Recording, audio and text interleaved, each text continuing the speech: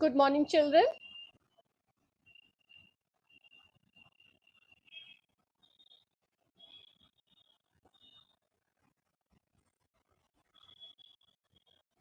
Good morning, everyone. मेरी आवाज सबको अच्छे से आ रही है? Any problem?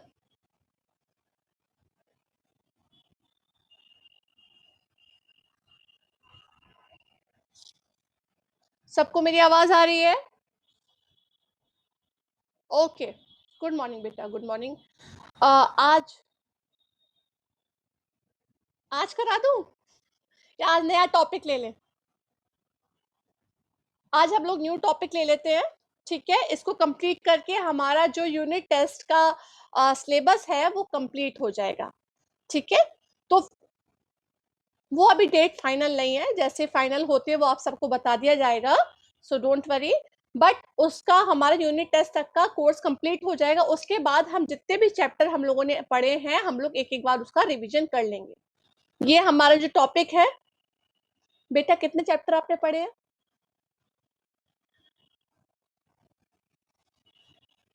हाँ, तो वो सब के अकॉर्डिंग आपके यूनिट टेस्ट में आएगा, ठीक है।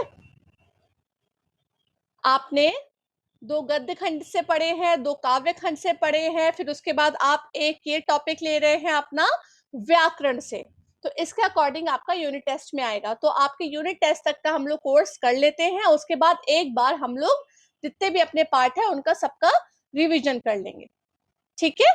तो आज का जो हमारा टॉपिक है वो है व्याकरण। व्याकरण का पहला टॉपिक हमने लिया है, जो हमारा पहला विषय है वो है रचना के आधार पर वाक्य भेद। रचना के आधार पर वाक्य भेद। तो आप लोग पहले क्लास 9th में अर्थ के आधार पर वाक्य भेद पढ़ चुके हैं, सबको याद है, ठीक है। अर्थ के आधार पर आपका वाक्य भेद हो चुका है। अब क्लास 10 में आपका है रचना के आधार पर वाक्य भेद, ठीक है। तो आप लोग सब इसको अच्छे से समझिएगा। रचना के आधार पर वाक्य भेद क्या है? सबसे पहले आती है परिभाषा, ठीक है। सबसे पहले आएगी परिभाषा। तो परिभाषा कुछ इस प्रकार है, मनुष्य को अपने विचार दूसरे तक पहुंचाने तथा दूसरों के विचार को सुनने के लिए वाक्यों का सहारा लेना पड़ता है। मतलब आप लोग को पता है वाक्य क्या होता है? वाक्य वो होता है जो हम एक दूसरे से बात करते हैं, अपने विचारों को दूसरे तक पहुंचाते हैं और दूसरे की बात को हम सुनते हैं, तो उसे कहते हैं हम वाक्य। उसका हमें सहारा लेना पड़ता है। वाक्य सार्थक शब्दों से मिलकर बनते हैं, अतः हम कह सकते हैं, परिभाषा देखिए, सार्थक शब्दों का ऐसा समूह, सार्थक शब्दों का ऐसा समूह जो सार्थक एवं व्यवस्थित अर्थ प्रकट करे वाक्य कहलाता है। मतलब कुछ भी बोल देना वाक्य नहीं होता है कि अंटशंट बोल दे। सार्थक शब्दों का, ठीक है, इसमें है सार्थक जो होते हैं सही शब्द, सही शब्दों का ऐसा समूह जो सार्थक एवं व्यवस्थित अर्थ प्रकट करे वाक्य कहलाता है, ठीक है। फिर इसमें है वाक्य में निम्नलिखित बातें होती हैं। वाक्य के अंदर निम्नलिखित बातें होती हैं, जैसे नंबर 1, शब्दों के सहयोग से वाक्य की रचना होती है। मतलब बहुत सारे शब्द लेकर एक वाक्य बनता है, ठीक है। अगर आप अपनी मम्मा से बोल रहे हैं मम्मी प्लीज हमें खाना दे दीजिए, या मम्मी मुझे प्लीज ब्रेकफास्ट दे दीजिए, तो वो पूरा आपने एक वाक्य बोला, ठीक है। तो अलग अलग आपने शब्द लिए और शब्दों से आपका एक वाक्य बना। तो यहाँ पर बताया गया है शब्दों के संयोग से वाक्य की रचना होती है। फिर उसके बाद है नंबर 2, वाक्य अपने आप में एक पूर्ण इकाई है। मतलब एक वाक्य, जो भी आपको किसी से बात करनी है, तो एक अगर वाक्य आपने बोल दिया तो आपकी बात उसमें भी पूरी हो सकती है। तो वाक्य अपने आप में एक पूर्ण इकाई है। नंबर 3, वाक्य स्वतंत्र होता है। मतलब स्वतंत्र होता है, वो किसी भी बंधन में बंधा नहीं होता कि आपको ऐसा ही वाक्य बोलना है दूसरे से, ऐसा नहीं है। आपको किसी से ऐसे ही बात करनी है तो ऐसा नहीं है, वाक्य स्वतंत्र होता है। जैसे मान लेते हैं हम नंबर 1, क्षितिज स्कूल जा रहा है, तो ये एक पूरा वाक्य है, ठीक है। क्षितिज स्कूल जा रहा है, तो ये हमारा एक वाक्य बन गया, ठीक है। फिर उसके बाद एक और हम उदाहरण लेते हैं, जैसे उसे पता है कि आप बीमार हैं। उसे पता है कि आज आप बीमार हैं। तो यहाँ पर ये भी एक पूरा वाक्य बना। मैं आप लोगों को फिर से समझा देती हूँ। सार्थक शब्दों का ऐसा समूह जो सार्थक एवं व्यवस्थित अर्थ प्रकट करे, वाक्य कहलाता है। तो परिभाषा आपके बेटा लिखने के लिए आ सकती है, एग्जाम में परिभाषा लिखने के लिए आ सकती है। तो छोटे शब्दों में अगर हम लिखेंगे तो इसको आराम से इतना सा याद कर लीजिए कि जो सही शब्द होते हैं, मतलब सार्थक शब्दों का ऐसा समूह, मतलब ऐसी मिली जुली इकाई, ठीक है, सार्थक शब्दों का ऐसा समूह जो सार्थक एवं व्यवस्थित अर्थ प्रकट करे, वाक्य कहलाता है। ठीक है, और वाक्य में निम्नलिखित बातें होती हैं। वाक्य में निम्नलिखित बातें होती हैं। नंबर 1, शब्दों के संयोग से वाक्य की रचना होती है। बहुत सारे शब्द लेकर एक वाक्य की रचना होती है। वाक्य अपने में पूर्ण इकाई है, मतलब अगर आपने किसी को कुछ बोलना है तो आपने एक सेंटेंस बोल दिया और उसमें हो सकता है आपकी बात पूरी हो जाए। ठीक है, तो वाक्य अपने आप में एक पूर्ण इकाई है। और नंबर 3, वाक्य स्वतंत्र होता है, मतलब जरूरी नहीं है कि आपको यही शब्द मिला के बोलने हैं तो आपका वाक्य पूरा होगा। वाक्य स्वतंत्र होता है। जैसे हमने बताया कि क्षितिज स्कूल जा रहा है, उसे पता है कि आप बीमार हैं, तो यहाँ पर हमारा वाक्य पूरा हो गया। अब आता है आपके सामने वाक्य के भेद। वाक्य के भेद, तो वाक्य के भेद दो आधार पर किए जाते हैं। वाक्य के भेद दो आधार पर किए जाते हैं। ये भी प्रश्न आ सकता है कि वाक्य के भेद कितने आधार पर किए जाते हैं, या वाक्य के भेदों के आधार बताइए। ठीक है, तो यहाँ पर दो आधारों पर किए जाते हैं। नंबर 1, अर्थ के आधार पर, और नंबर 2, रचना के आधार पर। और अर्थ के आधार पर आप लोग पढ़ चुके हैं। ठीक है, अर्थ के आधार पर आपका हो चुका है क्लास 9th में, तो अभी हम क्लास 10 में पढ़ रहे हैं रचना के आधार पर। तो नंबर 1 अर्थ के आधार पर, नंबर 2 रचना के आधार पर। आज हम लोग लेंगे रचना के आधार पर वाक्य भेद। रचना के आधार पर वाक्य भेद। रचना के आधार पर वाक्य के निम्न 3 भेद होते हैं, मतलब रचना के आधार पर 3 तरह के वाक्य के भेद माने गए हैं। ठीक है, पहला है सरल वाक्य, दूसरा है संयुक्त वाक्य, और तीसरा है मिश्र वाक्य। पहला सरल वाक्य, नंबर 2 संयुक्त वाक्य, नंबर 3 मिश्र वाक्य। ठीक है, और ये प्रश्न आ सकता है, मैं आपको बीच बीच में बताती जाती हूँ कि किस तरीके के प्रश्न आपके क्लास 10 में आ सकते हैं। तो यहाँ पर पूछा जा सकता है प्रश्न, रचना के आधार पर वाक्य के कितने प्रकार के भेद माने गए हैं। ठीक है, तो आप लोग बता सकते हैं 3 प्रकार के भेद माने गए हैं। नंबर 1 सरल वाक्य, नंबर 2 संयुक्त वाक्य, और नंबर 3 मिश्र वाक्य। तो सबसे पहले हमने लिया सरल वाक्य। सरल वाक्य क्या है? देखिए, सरल वाक्य में एक उद्देश्य, एक ही विधेय और एक ही मुख्य क्रिया होती है, उसे उपवाक्य कहते हैं। सरल वाक्य क्या है? ठीक है, सरल वाक्य में एक उद्देश्य, एक ही विधेय और एक ही मुख्य क्रिया होती है, इसमें उपवाक्य होते हैं। ठीक है, उद्देश्य क्या होता है? उद्देश्य समझ लीजिए। उद्देश्य है वाक्य में जिसके विषय में कुछ कहा जाए। वाक्य में जिसके विषय में कुछ कहा जाए, ठीक है, वह उद्देश्य कहलाता है, अर्थात कर्ता ही उद्देश्य कहलाता है। और विधेय क्या होता है? विधेय होता है उद्देश्य यानी कर्ता के विषय में जो कुछ कहा जाए उसे विधेय कहते हैं। ठीक है, उद्देश्य यानी कर्ता के विषय में जो कहा जाए उसे विधेय कहते हैं। जैसे अब आप लोग देख लीजिए सरल वाक्य क्या है, दोबारा बता देती हूँ आप लोगों को। सरल वाक्य है, सरल वाक्य में एक उद्देश्य, एक ही विधेय और एक ही मुख्य क्रिया होती है, उसे उपवाक्य कहते हैं। जैसे इसका उदाहरण है, जैसे मुझे गांव जाना है। जैसे मुझे गांव जाना है, या जैसे हम लोग ले सकते हैं कनिका आ गई। ठीक है, जैसे कनिका क्लास में आ रही है तो किसी ने बोला कनिका आ गई, तो ये आपका एक सरल वाक्य है। इतना समझ में आया? ठीक है, अब सरल वाक्यों में निम्न बातें होती हैं। सरल वाक्यों में निम्नलिखित बातें होती हैं, तो देख लीजिए। नंबर 1, अकर्मक क्रिया वाले वाक्य में कर्म नहीं आता। अकर्मक क्रिया वाले वाक्य में कर्म नहीं आता। फिर नंबर 2, सकर्मक क्रिया वाले वाक्य में कर्म अवश्य आता है। फिर नंबर 3, द्विकर्मक क्रिया होने पर 2 कर्म आते हैं। मतलब यहाँ पर बताया गया है कि जिसमें कोई कर्म नहीं किया, जो अकर्मक क्रिया वाले शब्द हैं उनमें कोई भी क्या है, कर्म नहीं आएगा। मतलब जिसमें कोई ऐसा शब्द है जिसमें कोई काम ही नहीं कर रहा, तो उसमें ऐसा कोई शब्द नहीं लेंगे जो काम से रिलेटेड आए।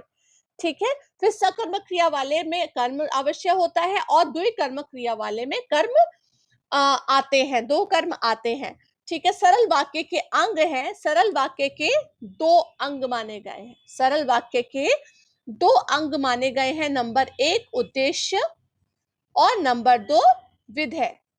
उद्देश्य और विधेय। उद्देश्य क्या होता है, मैंने अभी आपको बताया था। उद्देश्य होता है वाक्य में जिस विषय में कुछ कहा जाए, आप जो भी सेंटेंस बोल रहे हैं, जो भी वाक्य बोल रहे हैं, उसके विषय, जिसके विषय में कुछ कहा जाए, वह उद्देश्य कहलाता है।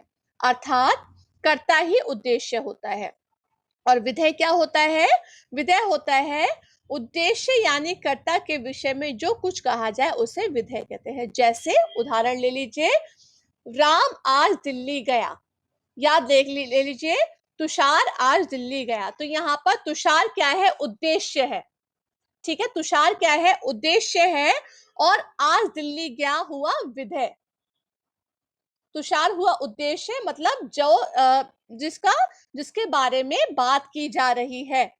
ठीक है। जिसके विषय में बात की जा रही है वो हमारा हुआ उद्देश्य। जैसे यहाँ पर जो तुषार है उसके बारे में बात की जा रही है, तो वो हमारा उद्देश्य हुआ। और आज दिल्ली गया वो हुआ विधेय। ठीक है। और एक और ले लीजिए आप लोग इसका उदाहरण, बच्चा जोर जोर से रो रहा है। बच्चा जोर जोर से रो रहा है, तो यहाँ पर हुआ उद्देश्य बच्चा, और जोर जोर से रो रहा है क्या हुआ? विधेय। एक सेंटेंस में आपको दे रही हूं, उसमें मुझे बताइए उद्देश्य कौन है और विधेय कौन है। इसमें मैं आपको देती हूं, नंदिनी गांव में रहती है। नंदिनी गांव में रहती है, इसमें उद्देश्य बताइए कौन है? क्लास 10 नंदिनी। और सबको अभी तक समझ में नहीं आया? उद्देश्य है यहाँ पर नंदिनी, और विधेय क्या है? गांव में रहती है। विधेय है गांव में रहती है। मैं एक बार फिर यहाँ तक आपको क्लियर कर देती हूँ, सब लोग अच्छे से समझ लीजिए। ठीक है। बाद में नहीं बोलिएगा कि मैम समझ में नहीं आया। तो मैं दोबारा क्लियर कर रही हूँ आपको। देखिए, अपने अपने बुक है अगर आपके पास तो अच्छी बात है, नहीं तो अच्छे से सुनिए इसको। सबसे पहले आती है परिभाषा। रचना के आधार पर हम लोग पढ़ ले, हमारा है टॉपिक वाक्य भेद। सबसे पहले आती है परिभाषा। तो परिभाषा कुछ इस प्रकार है, सार्थक शब्दों का ऐसा समूह जो सार्थक एवं व्यवस्थित अर्थ प्रकट करे, वाक्य कहलाता है। ठीक है। इतना क्लियर हुआ? सार्थक शब्दों का ऐसा समूह जो सार्थक एवं व्यवस्थित अर्थ प्रकट करे, वाक्य कहलाता है। ठीक। फिर उसमें वाक्य में निम्नलिखित बातें होती हैं। वाक्य में, एक सही वाक्य में निम्नलिखित बातें होती हैं। नंबर 1, शब्दों के संयोग से वाक्य की रचना होती है। बहुत सारे शब्द लेकर, छोटे छोटे शब्दों को लेकर हम एक वाक्य पूरा करते हैं। ठीक है। फिर नंबर 2, वाक्य अपने आप में एक पूर्ण इकाई है। अगर हमें किसी से कोई बात कहनी है, ठीक है, और बहुत ज्यादा बात नहीं करनी, तो एक हमने अपना सेंटेंस बोल दिया, एक वाक्य बोल दिया और हमारी बात खत्म हो गई, तो वो हमारी वाक्य अपने आप में एक पूर्ण इकाई है। फिर है नंबर 3, वाक्य स्वतंत्र होता है। मतलब जरूरी नहीं है कि आपको अपने जो बात कर रहे हैं किसी से, तो जरूरी नहीं है कि वही शब्दकोश जो आपको दिया गया है उसी में से आपको वही शब्द उठाने हैं। ठीक है। तो आपको स्वतंत्र है कि आप अपनी बात किस प्रकार से दूसरे से करें। फिर आपका चौथा है, वाक्य भाव एवं विचार को प्रकट करने में पूर्णतः सक्षम होते हैं। वाक्य जो होते हैं अपने भाव और विचार को दूसरे पर प्रकट करने में पूर्णतः सक्षम होते हैं। मतलब अगर हमें किसी से अपनी आपने जो सोच है उसको रखना है किसी के सामने, तो आप उससे बात करेंगे, और आप जब बात करेंगे तो आप सक्षम है अपनी बात को सामने वाले को समझा पाने में। तो क्या है, वाक्य भाव एवं विचारों को प्रकट करने में पूर्णतः सक्षम होते हैं। जैसे ले लीजिए, राम स्कूल जा रहा है, या जैसे राम स्कूल जा रहा है और श्याम बाजार से आ रहा है, तो ये एक आपका पूरा सेंटेंस। किसी ने अगर आपसे पूछा तो बहुत लंबी कहानी बताने की जरूरत नहीं है, तो बस बोल दिया राम स्कूल जा रहा है, या राम स्कूल जा रहा है और श्याम बाजार से आ रहा है, बात खत्म। ठीक। अब आते हैं आपके इसके बाद वाक्य भेद। तो वाक्य के दो भेद आधारों पर किए गए हैं। ठीक है, तो पहला है अर्थ के आधार पर और दूसरा है रचना के आधार पर। अर्थ के आधार पर आपका हो चुका है, आज हम लोग ले रहे हैं रचना के आधार पर। रचना के आधार पर वाक्य भेद जो है वो है, वाक्य भेद 3 माने गए हैं। रचना के आधार पर वाक्य भेद 3 माने गए हैं। नंबर 1 सरल वाक्य, नंबर 2 संयुक्त वाक्य, और नंबर 3 मिश्र वाक्य। पहला है सरल वाक्य, नंबर 2 है संयुक्त वाक्य, और नंबर 3 है मिश्र वाक्य। ठीक है, इतना क्लियर हुआ सबको? क्लास 10। ओके, तो अब आता है इसके बाद सरल वाक्य। सरल वाक्य इसके नाम से ही आप लोग को पता चल रहा होगा कि सरल वाक्य क्या होता है, बहुत इजी। इजी जो होता है, इजी को बोलते हैं सरल। ठीक है, तो सरल वाक्य किस प्रकार के होते हैं? सरल वाक्य में एक उद्देश्य, मतलब बहुत सारे उद्देश्य उसमें नहीं होते। सरल वाक्य में एक उद्देश्य, एक ही विधेय और एक ही क्रिया होती है। विधेय क्या मतलब? एक ही बताने का तरीका और एक ही क्रिया होती है। ठीक है, इसमें उपवाक्य नहीं होते, इसमें उपवाक्य नहीं होते। जैसे मुझे गांव जाना है, बात खत्म। ठीक है, आपने बोल दिया मुझे गांव जाना है, तो ये एक सरल वाक्य है, ये एक सरल वाक्य है। या दूसरा देखिए, कनक घर से आ गई, या कनक आ गई, बात खत्म। ठीक है, तो ये आपके सरल वाक्य हो गए। सरल वाक्य में निम्न बातें होनी चाहिए, सरल वाक्य में निम्नलिखित बातें होनी चाहिए। नंबर 1, अकर्मक क्रिया वाले वाक्य में कर्म नहीं आता। अकर्मक क्रिया वाले वाक्य में कर्म नहीं आता। नंबर 2, सकर्मक क्रिया वाले वाक्य में कर्म अवश्य होता है। ठीक है, सकर्मक क्रिया वाले वाक्य में कर्म अवश्य होता है। और नंबर 3, द्विकर्मक क्रिया होने पर 2 कर्म आते हैं। द्विकर्मक होने पर 2 कर्म आते हैं। अब आता है सरल वाक्य के अंग। सरल वाक्य के अंग, सरल वाक्य के 2 अंग माने गए हैं, उद्देश्य और विधेय। सरल वाक्य के कितने अंग माने गए हैं? 2। नंबर 1 है उद्देश्य और नंबर 2 है विधेय। उद्देश्य क्या होता है? उद्देश्य वाक्य में जिस विषय में कुछ कहा जाए, उद्देश्य होता है वाक्य में जिसके विषय में कुछ कहा जाए वह उद्देश्य कहलाता है, अर्थात कर्ता ही उद्देश्य होता है। और इसका विधेय है नंबर 2 विधेय। उद्देश्य यानी कर्ता के विषय में जो कुछ कहा जाए उसे विधेय कहते हैं। कर्ता के विषय में, उद्देश्य यानी कर्ता के विषय में जो कुछ कहा जाए उसे विधेय कहते हैं। जैसे बच्चा जोर जोर से रो रहा है, तो यहाँ पे उद्देश्य जो है वो है बच्चा, और विधेय जो है जोर जोर से रो रहा है। ठीक है, अब है इसके आगे आता है आपके पास नंबर 2 संयुक्त वाक्य। नंबर 2 है संयुक्त वाक्य। तो संयुक्त वाक्य क्या होता है? संयुक्त वाक्य जिस वाक्य में 2 या 2 से अधिक वाक्यों या वाक्यांशों की किसी समुच्चय बोधक अथवा योजक द्वारा जोड़ा जाए, ठीक है, उसे संयुक्त वाक्य कहते हैं। फिर से सुनिए सब अच्छे से। जिस वाक्य में 2 या 2 से अधिक वाक्य या वाक्यांशों की किसी समुच्चय बोधक अथवा योजक द्वारा जोड़ा जाए उसे संयुक्त वाक्य कहते हैं। मतलब यहाँ पर 2 की बात हो रही है, ठीक है, और उसमें जो है योजक द्वारा जोड़ा जाए, मतलब 2 को किसी योजक द्वारा जोड़ा जाए तो वहां संयुक्त वाक्य होता है। संयुक्त वाक्य में आने वाले सभी उपवाक्य स्वतंत्र उपवाक्य कहलाते हैं। संयुक्त वाक्य में आने वाले सभी उपवाक्य स्वतंत्र उपवाक्य कहलाते हैं। स्वतंत्र उपवाक्य से तात्पर्य ऐसे उपवाक्य से है जिसका प्रयोग वाक्य के स्वतंत्र रूप में हो सकता है। इस वाक्य में आए उपवाक्य समान स्तर के होते हैं। यही कारण है संयुक्त वाक्यों में उपवाक्यों की समानाधिक उपवाक्य कहते हैं। जैसे राम स्कूल गया और श्याम गांव गया। यहाँ पर दो चीजें एक ही वाक्य में बोल दी गई। यहाँ पर दो चीजें एक ही वाक्य में, दो जो लोग हैं उनके बारे में एक ही वाक्य में बता दिया गया। जैसे राम स्कूल गया और श्याम गांव गया, तो यहाँ पर ये है संयुक्त वाक्य, इसको हम कहेंगे संयुक्त वाक्य। इसका दूसरा उदाहरण देखिए, एक राजा था और वह बड़ा दानी था। यहाँ पर भी दो बातें बोली गई हैं, ठीक है। तो जैसे एक राजा था वह बड़ा दानी था, तो ये भी आपका संयुक्त वाक्य हुआ। फिर उसके बाद देखिए उदाहरण, वह बीमार है इसलिए स्कूल नहीं गया।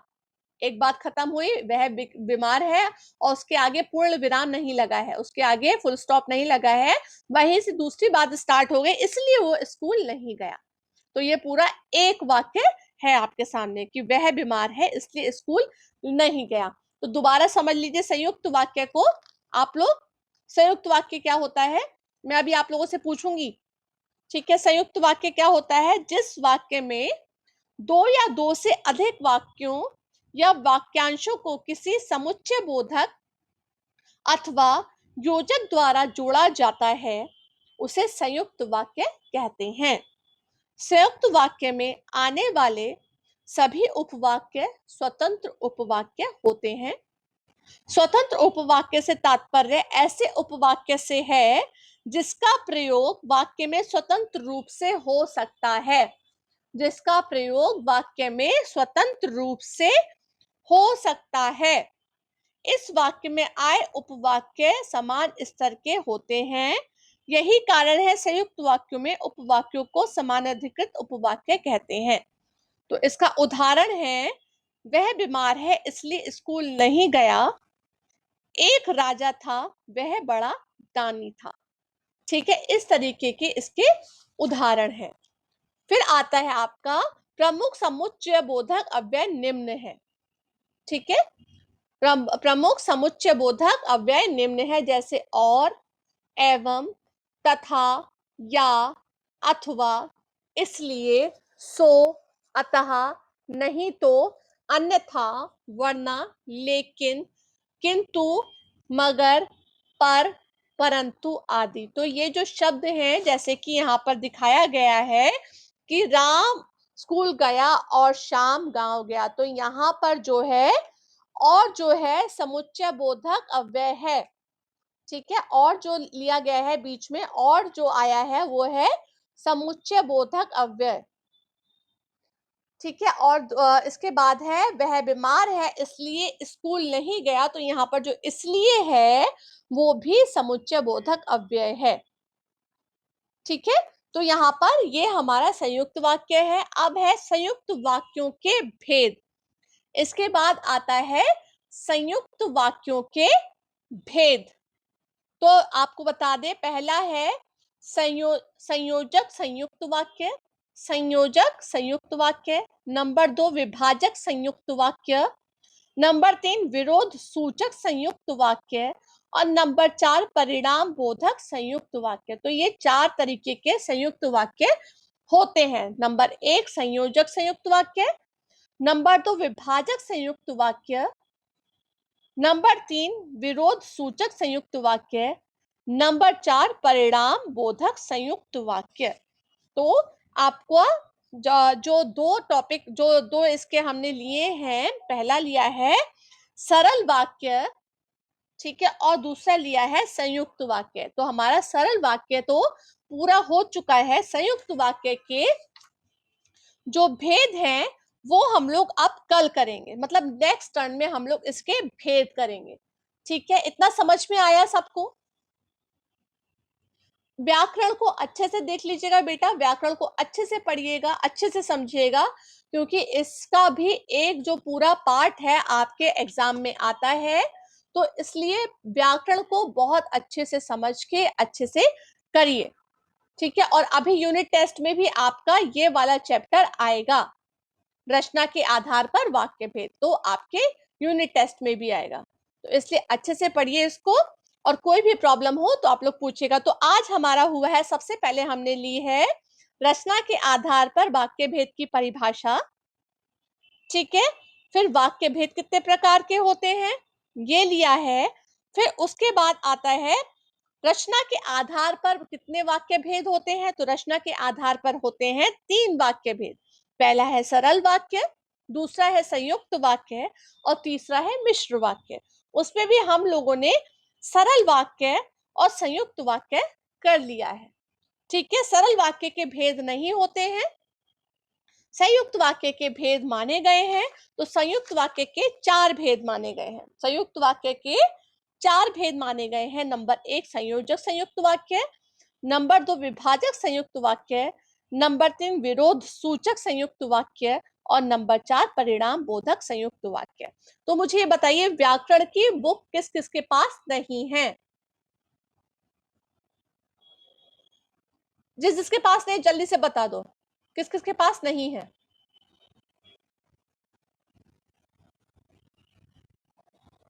ओके, ठीक है, कोई बात नहीं, जिसके पास नहीं है वेट, मैं बता रही हूँ बेटा, अगर नहीं है तो कोई परेशान होने वाली बात नहीं है, जल्दबाजी मत करना। हम लोग जैसे ये टॉपिक कंप्लीट करेंगे, मैं इसका पूरा आपको स्नैपशॉट लेके आप लोगों को पीडीएफ कर दूंगी, सो आप लोग पढ़ सकते हो, परेशान बिल्कुल मत होना, ठीक है। तो मैं आप लोगों को हिंदी व्याकरण क्लास 9th एंड 10th, ठीक है, सोविनियर, ठीक है, सोविनियर हिंदी व्याकरण आप लोग ले सकते हैं। और जो बच्चे अभी नहीं ले पा रहे हैं तो परेशान नहीं होंगे, मैं आप लोगों को इसका पीडीएफ सेंड कर दूंगी और अच्छे से इसको समझा दूंगी, ठीक है।